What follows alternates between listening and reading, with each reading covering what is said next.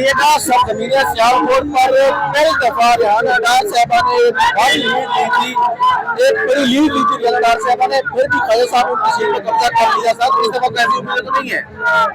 हो जो उन्होंने बदमाशियां की है, जो बदनमानियां की है, लोगों को लूटे मारे, उनको पता है जब वो आएंगे उल्टा लटकाएंगे, पाई पाई का हिसाब लेंगे, देना पड़ेगा। ख्वाजा साहब आपने खुद कहा था जियो पे बैठ के, ये मुकाफाती अमल है, मुकाफाती अमल तो अब शुरू होना है। फिर आपने कहना है मेरे गुर्दे में तो दर्द हो रहा है, मेरे फेफड़ों में दर्द हो रहा है, लेकिन अब की बार ऐसा नहीं होगा इंशाअल्लाह। आपने अहमद मीर के प्रोग्राम में बैठ के कहा था कि ये मुकाफाती अमल है, लेकिन असल मुकाफाती अमल तो अब शुरू होना है। आपने भूलना नहीं, आपने तैयार रहना है। हाँ साहब ने कहा था मैं आज भी तैयार हूँ।